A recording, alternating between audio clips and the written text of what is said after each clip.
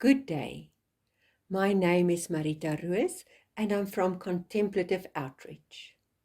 We sometimes host mini retreat mornings at St.Francis. The word of the day is hope. We live in dark times.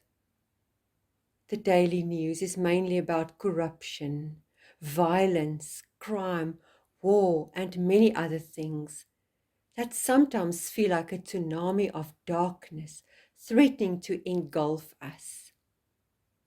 At times it may feel like we're free falling into a pit of despair, of hopelessness. But how do we reverse this? As Christians, we always have the invitation to look deeper than what is happening on the surface of events. We read in 2 Corinthians 4 verse 18, "So we look not at the things which are seen, but at the things which are unseen.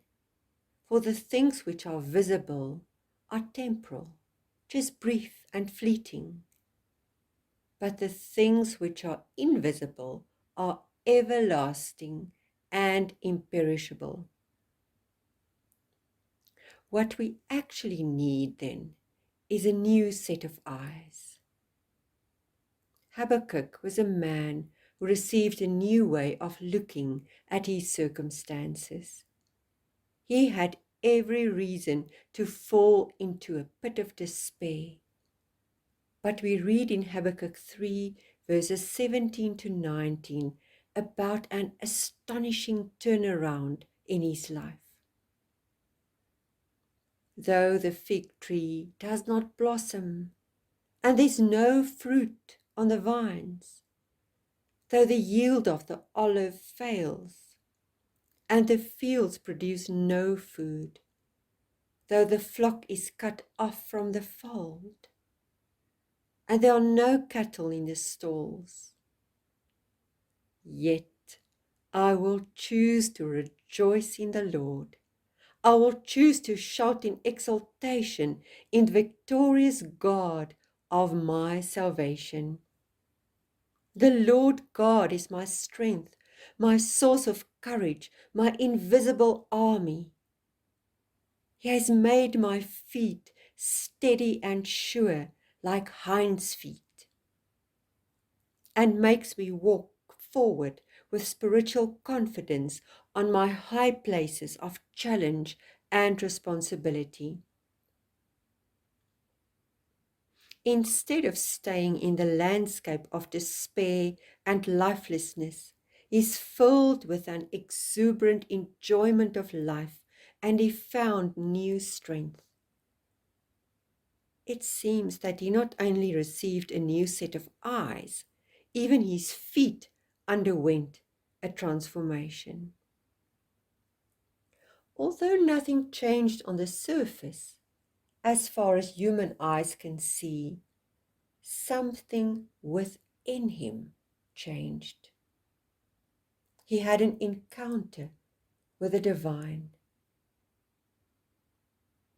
I invite you to sit today with the words of Habakkuk, but in your own unique circumstances. Maybe write them down on a sheet of blank paper. Though,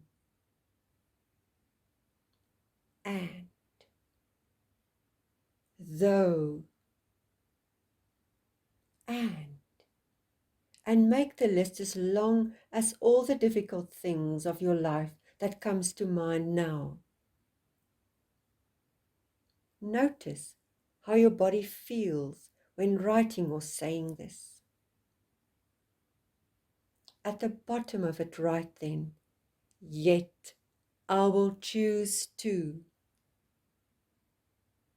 Yet I will choose to. Notice how your body feels after you have said these words or after you've written them down. It may not happen in the blink of an eye or overnight to get to the yet in all the circumstances of our lives. But I truly believe if we spend daily time with the same God of Habakkuk, whose desire is to change us from the inside out, it will happen. May we then, as Christians, allow the green flame of hope to germinate and shoot up within us, and to keep growing so that the world may flourish in abundant resurrection hope. And may we open our hearts and spiritual ears to the unique melodies of divine hope within us, and to bring that melodies to a hope-starved world. Let us go through our lives then with voices on fire with divine hope and love. Thank you.